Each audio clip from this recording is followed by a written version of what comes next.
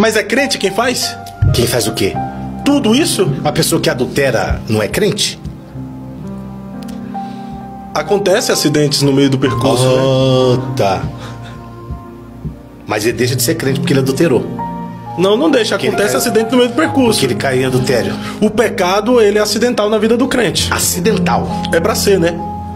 Acidental. Sim, é pra Você ser. já leu Gênesis 4. Já li. Porque descaiu o teu semblante, porque anda triste, se procederes bem, serás aceito. O pecado jaz a porta, o teu desejo é contra ti, basta te dominá-lo. Se eu domino o desejo, automaticamente eu não peco. Ou não? Então o pecado é acidental ou é permissivo? Na vida do crente é pra ser acidental. Não existe o pecado. Para um novo nascido... Escuta, o pecado é permissivo?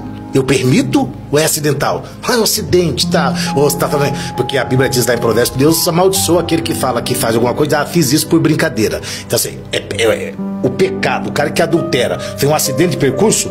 Não. E premeditou. Pro adultério há uma premeditação, né? Pro adultério. O cara premeditou, tal, aquela mensagenzinha ali, aquele negocinho, aquele nude, aquele piruzinho mandado pra lá, aquele peitinho mandado pra cá, aquele negocinho. Não é assim o negócio? É, acontece. Do webcam e tal. Ai, nossa, ai, não é assim, né? Eu acho que é assim, né? Tá, não, até é assim, porque não teve o irmão aí agora que a moça falou que ele... A moça, como que chama? Eu não quero difamar o irmão. Eu preciso falar sobre ele, o irmão, o Tiago Alicerce. Ele teve no meu podcast. Então, não vou difamar ele, não.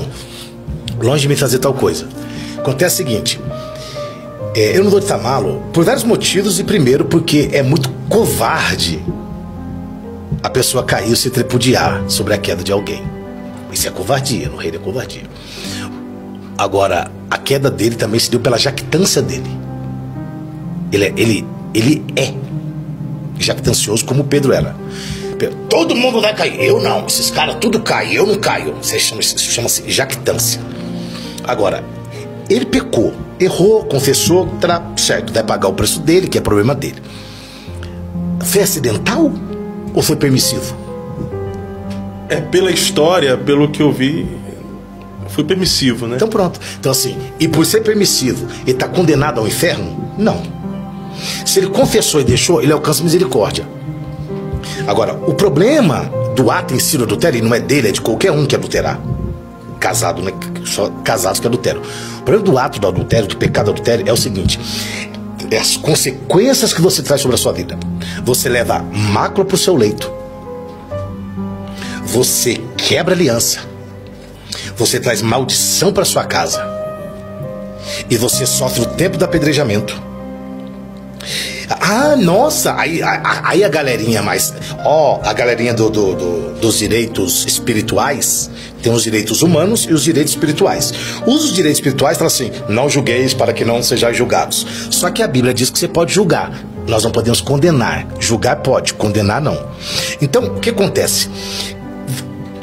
Tem um monte de gente malhando ele. Isso chama-se tempo do apedrejamento.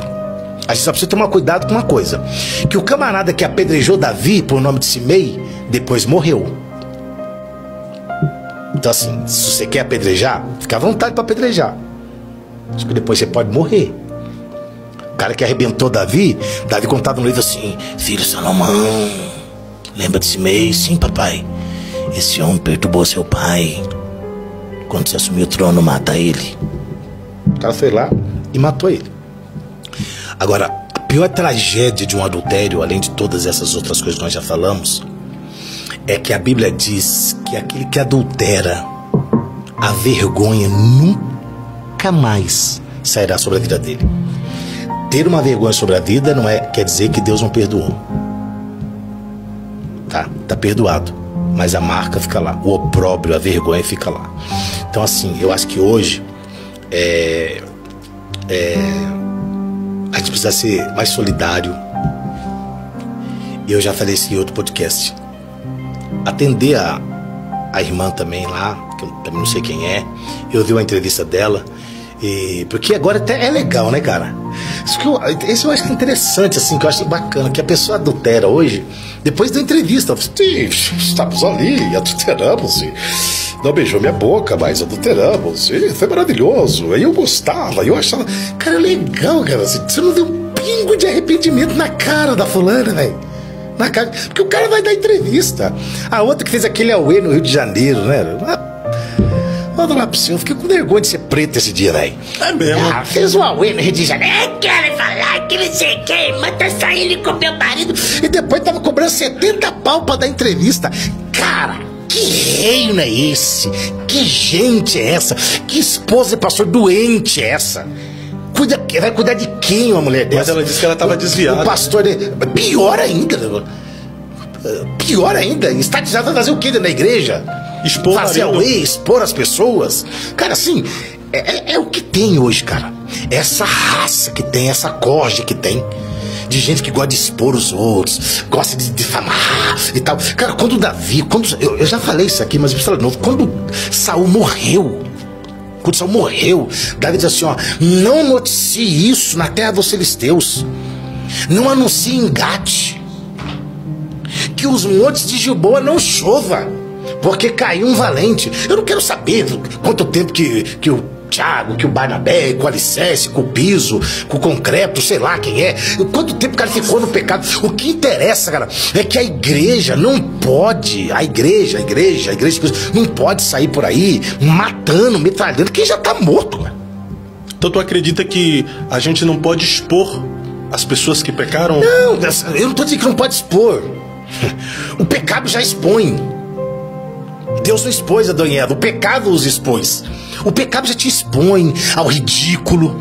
O pecado já te expõe às coisas que você falou, bateu no peito, afirmou, ouviu no podcast, disse, muito pastor pegando irmãzinha. Ele sabia porque ele fazia parte do esquema, então, que ele também pega. Então assim, no caso dele é que ele expôs muita gente. Eu andei vendo, esse cara foi um perseguidor contumaz do apóstolo Rina. Você tá entendendo? Então assim, e aí, mas a minha mãe dizia assim, meu filho, o mal por si mesmo se destrói. Ninguém precisa destruir esse cara. Mas você acredita que o erro dele anula as verdades que ele falou, que ele pregou? Nunca. Porque se o erro dele anular as verdades que ele falou, vamos rasgar o salmo, né? Porque Davi é adúltero, Salomão idólatra, Moisés assassino, psicopata, mata e enterra na areia, abandonou a mulher com os filhos. Aí o senhor fala, é sua mulher, né, filho? Pega esse BO aí que é seu, os filhos também é seu. Não anula as verdades, porque verdade sempre é verdade. O que Paulo disse em 1 Coríntios 13:13? Nada podemos contra a verdade, senão pela verdade. A verdade é verdade. Independente da verdade ser dita por alguém que não viva a verdade, que falava a verdade e vira uma vida de mentira, não deixa de ser verdade. Não é verdade. Entendeu? Senão a gente tem que anular um monte de coisa do monte de gente que falou na Bíblia que não... A vida não coadunou com a verdade que falou. Davi, o cara lá, pai, adulterou. E a gente prega até sobre isso. Ainda arquitetou a morte do marido, então, da mulher, né? Então assim, não anula, mas tem como uma lição pra mim. Tem uma lição pra você. Não seja jactancioso. Não diga que todo mundo vai cair se você já tá caído. Não diga que todo mundo é ruim se você é péssimo. Então fica a lição, né? A jactância não funciona.